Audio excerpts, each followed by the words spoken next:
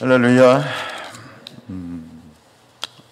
날이 이제 환절기가 이렇게 급격하게 이제 또 추워지다 보니까 이렇게 저렇게 몸이 또 많이 힘들어지는 부분들이 있는 것 같아요. 갈수록 우리 인간의 육신은 면역력이 떨어지고 곤고해져 가는데, 그럼에도 불구하고 이 새벽을 깨우시고 깨어 기도하는 여러분들을 축복합니다. 하나님께서 새 힘을 주실 줄로 믿습니다. 오늘 우리가 31장을 읽었는데요, 어제 말씀드린 것처럼 30장부터 33장에 붙어있는 별명은 위로의 책입니다.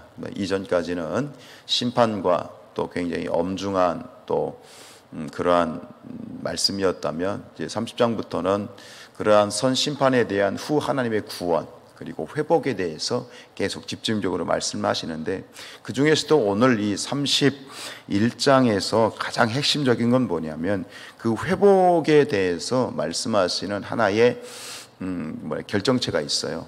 실질적인 것, 그게 뭐냐면 새 언약이라고 하는 31절부터 34절에 나오는 이 새 언약이라고 하는 이 예언이 굉장히 중요한, 이것은 오늘 예레미야 그 구약의 시대, 구약 성경뿐만 아니라 바로 예수 그리스도, 신약으로 넘어가는 예수 그리스도의 메시아의 임재, 메시아를 통한 그런 구원의 역사까지 그걸 꿰뚫는 굉장히 중요한, 성경을 관통하는 그런 부분인데요.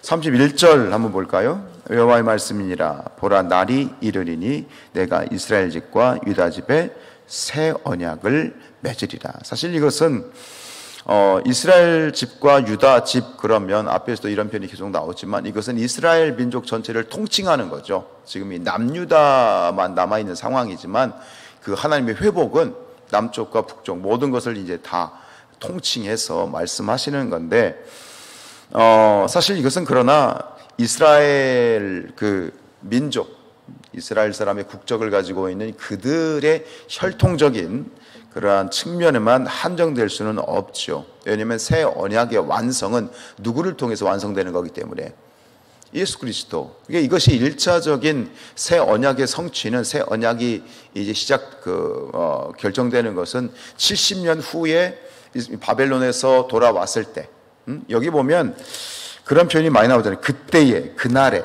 라는 말이 나오잖아요. 결정적인 어떤 회복의 날, 그리고 또 한 가지 나오는 단어가 뭐냐면 처녀라는 말이에요. 처녀라고 하는 것은 어떤 이스라엘 백성들은 이미 어떻게 보면 기혼자들입니다. 그런데 그들 처녀라고 부르는 건 뭐냐면 새로운 출발, 회복, 그렇죠? 그런 어떤 중요한 의미가 있는 거죠. 그것이 새 언약을 통해서 영적인 처녀로 이제 거듭날 거라고 하는 그런 예언을 주시는 것이지요.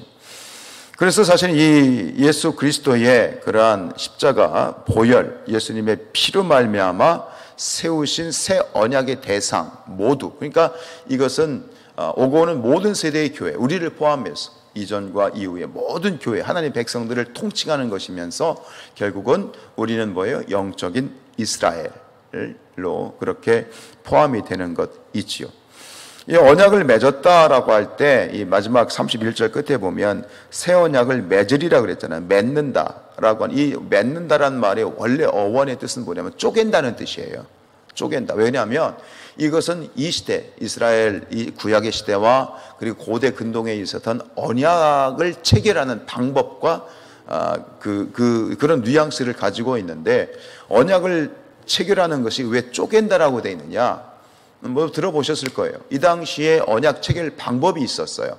우리는 서로 사인을 하고 도장을 찍는 거지만, 그래서 서로 약속을 맺지만, 이 시대에 있어서의 언약 체결 방법은 뭐냐면 동물을 칼로 쪼개요. 반을 쪼개서 피를 일단 흘리고 난 다음에 그 반으로 탁 쪼갠 그 동물을 양쪽에 놔요. 우리가 이제 지금 이 가운데 이 길이 있잖아요. 그 양쪽에다 딱 이렇게 두 개를 놔요. 그리고 언약 당사자인 두 사람이 손을 잡고 이 가운데를 쪼갠 그러한 동물 사이를 함께 걸어가는 거예요. 이게 언약 체결 방법이었어요. 그러니까 결국 뭐예요? 언약을 맺는다는 것은 동물을 뭐 하는 거예요? 짐승을 쪼개는 것이에요. 그래서 그런 의미를 가지고 있는 거죠. 왜 그러면은 그런 행동을 했을까요? 동물을 쪼개놓고 그 사이를 걸어갔을까요? 이것은 만약에 둘 중에 하나가 언약을 어기게 되면 이렇게 된다는 거야. 짐승을 쪼개듯이 쪼갰을 당한다. 넌 이렇게 죽는다. 배반하게 되면 언약을 어기면 이렇게 죽는다. 그런 어떤 약속의 의미로 그런 행위를 했다라고 하는 거죠. 그래서 혹자는 이 구약의 이러한 언약을 뭐라고 얘기했냐면 피로 세워 생명을 걸고 지키는 약정이다. 피의 언약이 되는 거예요. 단순히 우리는 언약을 어기면, 약속을 어기면 어떻게 돼요? 벌금을 낸다든가 고소를 당해가지고 감옥에 간다든가 이런 식이지만, 이 당시에 언약을 어기게 되면 뭐예요? 그냥 죽는 거예요. 그냥 죽음으로 그 언약의 배반을 갚아야 되는 것. 피로 세워 생명을 걸고 지키는 생명의 약속이었던 것이죠. 결국은 뭐예요? 예수 그리스도께서 세우신 새 언약이 바로 이런 것이죠. 우리 예수님께서는 당신의 몸을 십자가에 내어 주심으로 결국은 언약의 증표, 당신의 십자가가, 죽음이 언약의 어떤 증표이죠. 왜요? 십자가에서 당신 몸을 쪼개셨잖아요. 쪼개셨잖아요. 그러니까 예수님이 언약의 증표가 되는 것이지요. 그리고 당신의 그 몸에서 흘리신 십자가의 보혈이 언약을 효력 있게 만드는, 우리는 도장을 찍어야 효력이 있지만 예수님의 피가 결국은 언약의 효력을 발생시킨 것이죠. 그 효력이 뭡니까? 바로 죄사함인 거죠. 그래서 우리가 성만찬 할 때 많이 듣는 말씀이 있잖아요. 마태복음 26장 28절 말씀. 이것은 죄사함을 얻게 하려고 많은 사람을 위하여 흘린 바 나의 피, 곧 무슨 피다? 언약의 피다. 예수님의 십자가의 보혈은 언약의 피, 보혈인 거죠. 그리고 히브리서 9장 22절에 보면 율법을 따라 거의 모든 물건이 피로써 정결하게 되나니 피 흘림이 없은즉 죄 사함이 없다. 이걸 언약의 입장으로 바꾸면 피 흘림이 없으면 언약의 의미가 없다는 거예요. 예수님의 피는 바로 언약의 보증이고 언약의 효력이고 언약의 능력인 줄로 믿습니다. 그래서 오늘 이 예레미야가 예언한 이 새 언약, 이것은 결국 예수 그리스도를 통해서 우리 모든 믿는 자들에게 세워진 새 언약이다라고 하는 것. 그렇기 때문에 이 지금 예레미야가 선포하고 있는 이 새 언약이 새로운 이 구속사의 새 지평을 꿰뚫는 매우 중요한 그러한 예언이 되는 것이죠. 그런데 구약 시대에는 그 언약을 돌판에 새겼다 이렇게 말씀하고 있죠. 33절 말씀 읽어볼까요?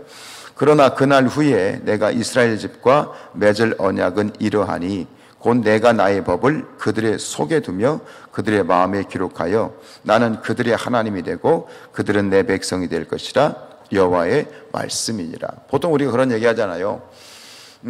옛 언약은 돌에 새겼지만 새 언약은 어디에 새긴다? 여기 뭐라고, 어디에 새긴다고 그랬어요? 마음에 기록한다. 그래서 이걸 신비라는 말 썼잖아요. 신비, 마음의 비석. 그죠?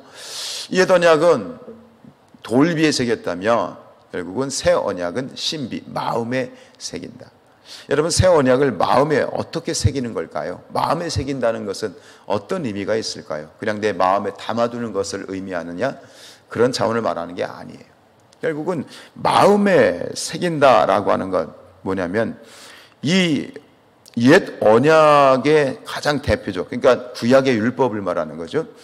이 옛 언약의 상징 같은 그런 그 언약의 상징이 뭐냐면, 대표적인 게 뭐냐면 바로 모세의 언약이잖아요. 모세 율법이잖아요. 근데 모세 율법을 어디다 새겼어요?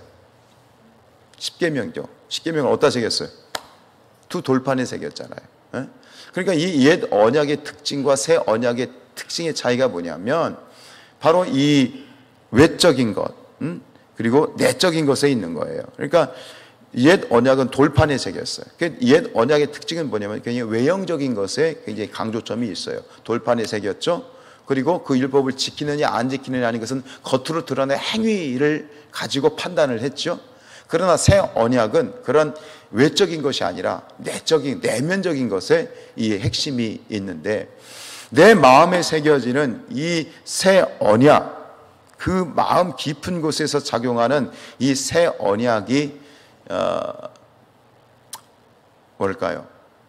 역사하는 것, 그 언약의 효력은 무엇에 달려 있냐면 바로 성령의 역사예요. 그러니까 마음에 언약을 새긴다라고 하는 것은 뭐냐? 성령의 임재, 그리고 성령으로 가능해지는 일인 것이죠. 고린도후서 3장 3절에 너희는 우리로 말미암아 나타난 그리스도의 편지니 이는 먹으로 쓴 것이 아니고 오직 살아계신 하나님의 영으로 쓴 것이다. 그 새 언약은 뭐 돌에 새기거나 먹으로 쓰는 외적인 것이 아니라 내 마음에 무엇으로 새기는 것? 성령으로 새기는 것이. 그러니까 성령의 임재는 새 언약이 보증이 되는 거예요. 여러분 안에 성령이 계십니까? 아멘이시죠? 성령이 내 안에 임재해 계시죠? 이게 뭐냐? 우리가 새 언약의 백성이란 증거이고, 그리고 내 안에서 역사하는 새 언약이, 그 새 언약을 가지고 우리가 살아갈 수 있는 새 언약의 백성으로서의 삶을 살아갈 수 있는 것도 단순히 계약서에 계약을 체결했다고 해서 언약의 백성으로 살아가는 것이 아니라 누구의 도움으로, 누구의 역사로? 성령의 역사로. 성령의 역사로 우리가 새 언약의 백성의 삶을 온전히 살아갈 수가 있게 되어지는 것이죠.